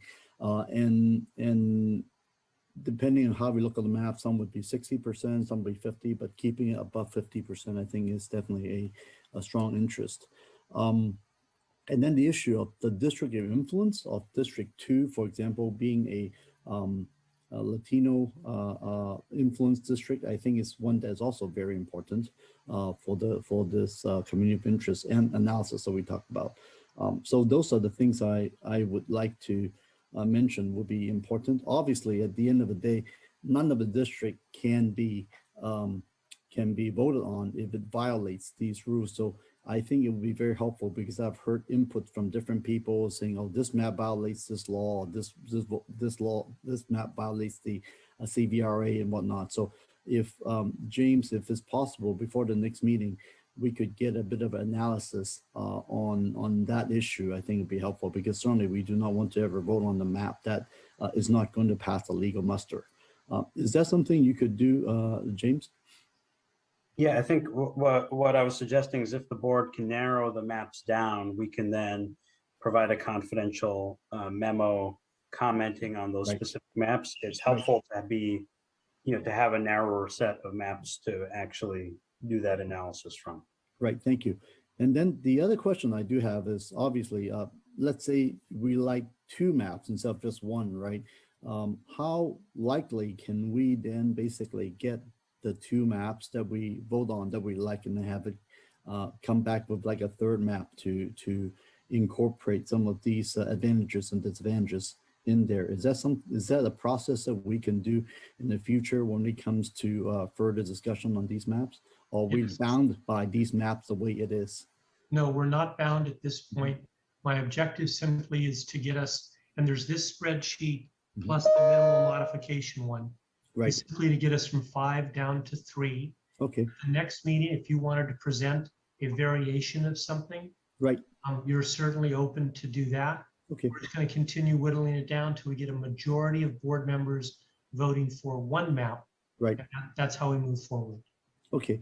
And in terms of the vote, is there a number of votes we can have, or can somebody vote for every single map, or can somebody just not vote for any map? Sure. What I intend to do based on the past is ask how many people for this, that.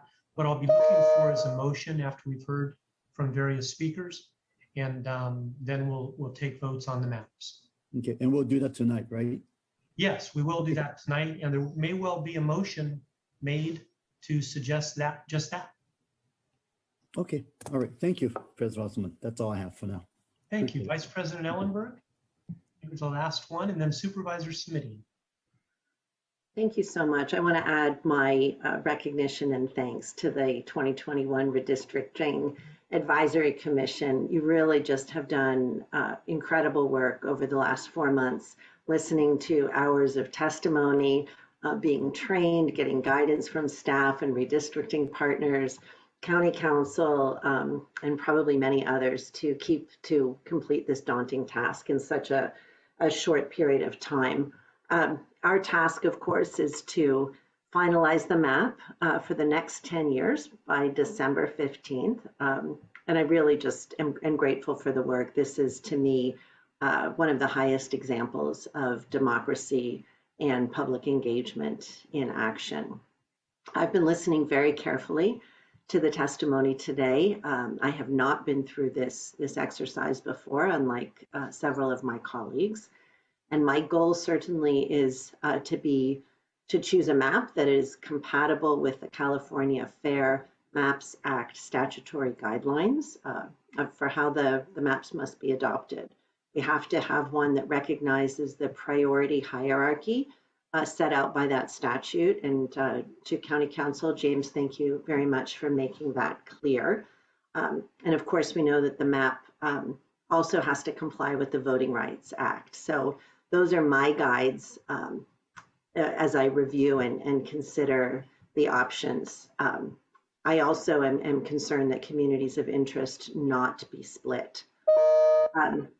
From my perspective, what I like about the yellow map is that the San Jose City Council District 1 is united with Campbell and West San Jose neighborhoods like Corey and the Rose Garden.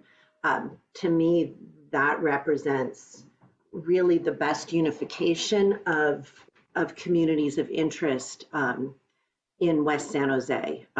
That's not to say I don't have questions or concerns about other parts of that map, or that I don't like the other maps, but just looking at District 4 and what I know about the communities there and the interest and priorities, including D1, is a fit that makes a lot of sense. From all of the work that I've heard tonight, and I heard Supervisor Wasserman say that we're going to do a vote, I'll just share in some preliminary transparency that I'm leaning towards supporting limiting our choices this evening to the yellow, purple, and EE2 maps. I thought those all presented the most compelling arguments in terms of meeting all of our requirements. So that is all I'm prepared to say this evening. Thank you. Thank you. Supervisor Smitty. Thank you, Mr. Chair. What I'd like to do is offer two motions, one on some process issues and requests, and then the other on advancing a bundle of maps together. And if there's a majority to support that, great. And if not, we can go on to other motions. And Supervisor Smitty, and I apologize for interrupting you. I guess I should have just expressed myself briefly. I was waiting to speak to the end. I'm just going to say for the record that deviation is one of the most important things to make sure that one district doesn't exceed a population of another district by more than 10%. Number one on the list is substantially equal populations of total residents and contiguity. We've all messed up on that word. Contiguity, that type of thing is important. I am opposed to us starting with planned deviations, yellow and red, of 7.2 and 8.8% already as we start the next 10 years. The state does not want us getting above 10%. And certainly if we start at 7.2 and 8.8, that's going to be problematic. The other maps in the 1, 2, and 3% excuse me, the 2, and 3% make a lot more sense to me. So that's the EE 2.0 minimal modification in purple. Supervisor Simitian, thank you for letting me express my thoughts. Thank you, Mr. Chair, and colleagues. I note that we are to receive the report and to open and close the public hearing and to provide input and to direct the clerk. I guess what I would like to do, Mr. Chair, is suggest that we direct the clerk and our administration and our county council to schedule 2 more meetings on the 16th and the 7th of December, with the understanding that we can use one or both, or cancel one if it proves to be unnecessary. But I think that gives us the maximum flexibility and minimizes the potential for missing a deadline. Also, as part of the motion, I would ask that we adopt the maps by resolution rather than ordinance, unless council wants to offer any reason tonight why we should not, but I haven't heard that. I would also ask that whatever maps come back, we see for each map and for each district the number and percentage of the city population in each map and district. We've gotten that information along racial and ethnic lines, which I think is helpful and useful, but we haven't gotten it in a way that allows us to see what share of a district goes to what city. And I think that would be helpful in terms of sorting out some of these representation issues that have been referenced tonight. The 2 meetings that we schedule would be meetings of our board. Obviously, if members of the commission wanted to testify, they could, but I think it's time for us to say thank you, as everyone has, and simply put all of this in a board meeting format, just to be clear about that, because I know staff wants to know. So why don't I stop there, and then I have a subsequent motion, but that's a process motion. And to ask for the legal memo that we, 2 or 3 of us referenced as well, once we've narrowed our list, assuming we narrow our list. That's a motion. There's a second. I think I heard a second. You did, Chavez. Supervisor Chavez, second. So it's the legal, the city population, the resolution to adopt, in November 16th and December 7th meetings scheduled, although we may not need the December 7th meeting. Is that correct, Supervisor? That is. Thank you. And Supervisor Chavez, you agree with that as well? Yes. Thank you. Supervisor Lee, I think you wanted to comment after this, or did you want to comment on this motion? No, I think I could comment afterwards, please. Thank you. Okay, thank you. David, roll call vote, please, on that. Supervisor Lee, Yes. Supervisor Chavez, Yes. Supervisor Simitian, Yes. Vice President Ellenberg, Yes. and President Wasserman. Yes. Thank you. Thank you, David. Supervisor Simitian, back to you, and then Supervisor Lee. Thank you. I'll offer as a motion that we bring 3 maps back at our next, for consideration at our next meeting. They would be the purple map, the EE 2.0 map, and the minimal modification map, understanding obviously that we're only going to be able to pick 1, not 3, and understanding as well, as you indicated, that if somebody wants to, thank you, and if somebody wants to bring a new concept forward from among our board, that's certainly the prerogative of any board member. Thank you. I have a motion on the floor. Do I have a second? I'll be happy to second. All right, discussion please on the motion. Vice President Ellenberg. I'm going to try a substitute motion and let me know if there's a procedural issue here that I'm missing, but I would like to offer a substitute motion for the purple map, the EE2 map, and the yellow map, all for consideration going forward, with the understanding that we can mix and match from those 3 maps as we go forward. I can second that. Second. Oh, sorry. Otto, I think you won. So Doesn't matter. I'm not trying to, sorry. second by Supervisor Lee. Supervisor Semidion? No, my hand is down, sir. That's a new motion on the floor, and I understand that the maker and or the seconder or others may wish to speak to it. Thank you. Maker of the motion, Vice President Ellenberg, did you wish to speak further? I don't think I need to. I think I made clear why that there are pieces of all of these three maps in particular that I think offer very strong arguments in terms of communities of interest.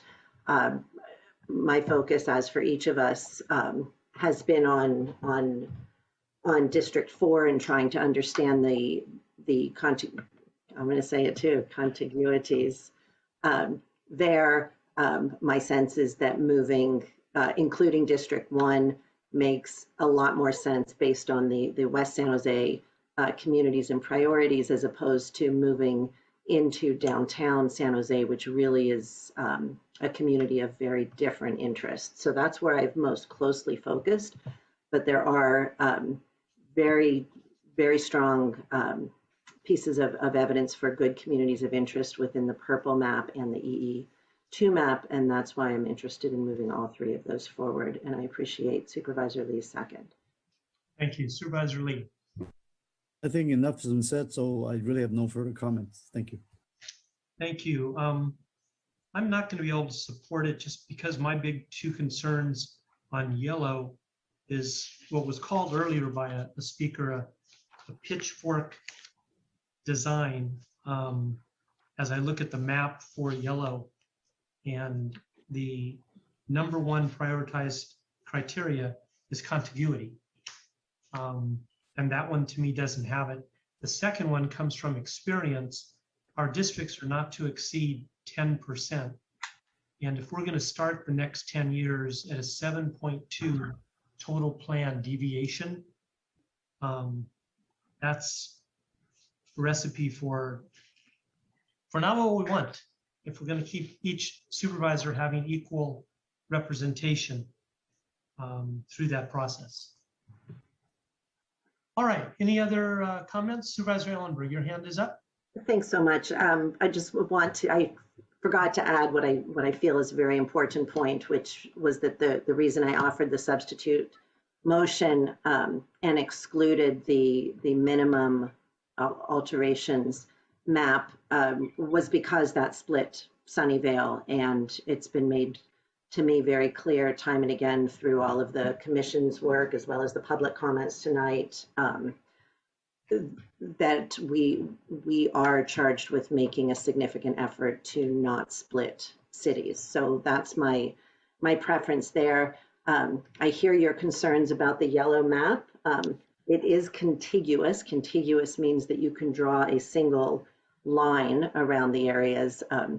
It's certainly not a straight line, and I think that's something that we should be open to discussing when we come back and have the legal and all of the other information we need on each map. But it is legally contiguous. Yeah, I guess like we've said here tonight, we'll just have to agree to disagree on some of those things. I agree with Supervisor Semidion for a city having two supervisors gives them more representation, and I heard what the council voted on. So that's, I just have to disagree with your perspective, Vice President Ellenberg.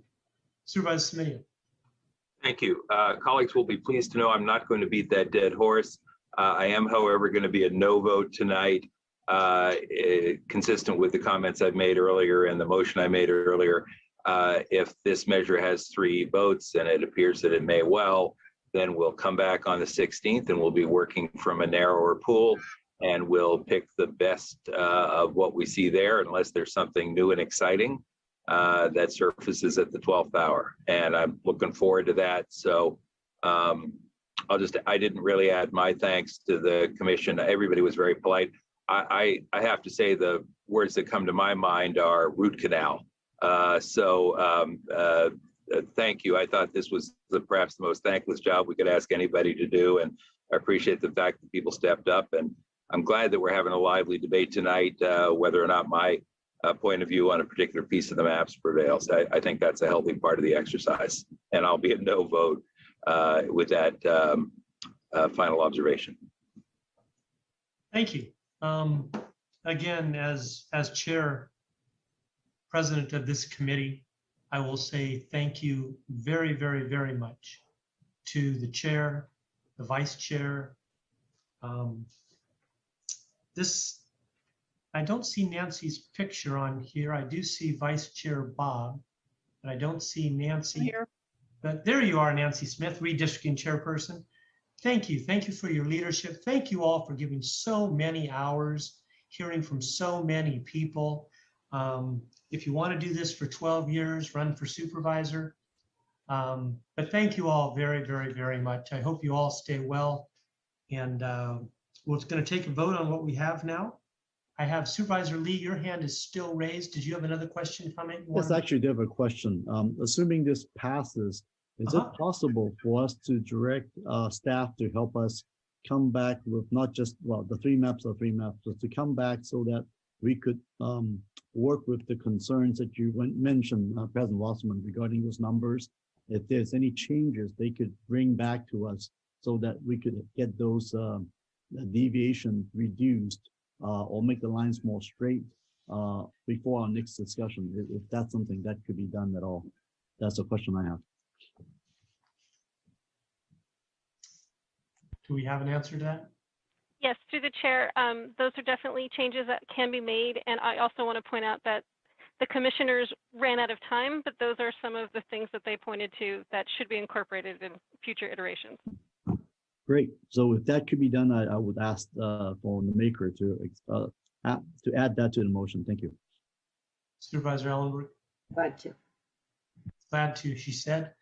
Supervisor Lee, are you done? Then I'll move on to Supervisor Chavez. You are done. Supervisor Chavez. Yes, thank you. I too want to, I think that's a really good, important point. And I like the idea a lot of getting staff's input on how to lower the deviation differences between the maps as we see them in the future. Thank you. Thank you very much. All right, seeing no other hands, David, I'm going to turn to you one more time. Supervisor Lee. Yes. Supervisor Chavez. Yes. Supervisor Smidian. No. Vice President Ellenberg. Yes. President Wasserman. No. Thank you. That passes 3-2. The maps going forward are purple, yellow, and EE 2.0. I don't believe we have anything else. James, David, are we all good? You do have one more item on the agenda, sir. Hold on a second here. I don't have enough pages from today. Clerk. It's an item just for the commission to vote on. Oh, I'm sorry. And yes, and with that, please, as far as the minutes, I don't know where I put my agenda, but I remember it's the minutes. And given that it's the minutes, I'm going to ask Chair Nancy to please conduct a vote with your commission. Yes, thank you. Item 5 is an item to close out the business of the ARC Commission and delegate me as the chair to review and approve the minutes with commissioner input. So do I have a motion? I see Vice Chair Stedler. Motion to approve. Okay, and Commissioner Nguyen? Second. Thank you. Any to your motion, or do you have any comments or to your motion, Commissioner Vice Chair Stedler? No. Okay. Okay, Commissioner Nguyen, to your second. You good? No, I'm good. Thank you, Chair. Okay. All right, thank you. I'd like to ask the clerk to take a roll call vote, please. Commissioner Cooper. Aye. Commissioner Stadler. Aye. Commissioner Bernius is absent. Commissioner Velasquez. Aye. Commissioner Tom. Aye. Commissioner Alvarado. Yes. Commissioner Pham. Aye. Chairperson Smith. Yes. Commissioner McAllister. Aye. Commissioner Zoglin. Aye. Commissioner Pineda. Commissioner Pineda. Welcome back. Commissioner Hong. Commissioner Hong. I'm sorry, was that an aye from Commissioner Hong? Yes. Okay, thank you. Commissioner Tan, Aye. Commissioner Wynn, Aye. Commissioner Malone, Aye. thank you. And one more time for Commissioner Pineda. I see Commissioner Pineda is here. Let me ask her to unmute. She may have stepped away, so we will count her as absent for this vote. Okay, thank you, Mr. President. That vote passes. Thank you, Madam Chair. And again, on behalf of the Santa Clara County Board of Supervisors that does this once every decade, once every 10 years, I want to thank the 2021 Advisory Redistricting Commission for a fabulous job. Thank you very, very much. Thank you. Yeah. Thank you. You betcha. All right, everybody. Good night. Stay well. And we will be meeting again on this item on November 16th. And that time is still to be determined. That's what I've got. I just have no earlier than 2 p.m. James, everybody else concur with that? Yes. Yeah? Okay, wonderful. Thank you. With that, this meeting and this day that started 11 hours ago comes to an end. Thank you all. Good night, everyone. Thanks for your Thank good you. work. Thank you. Thank you, everybody. Well, good night, staff. Good night. Recording stopped.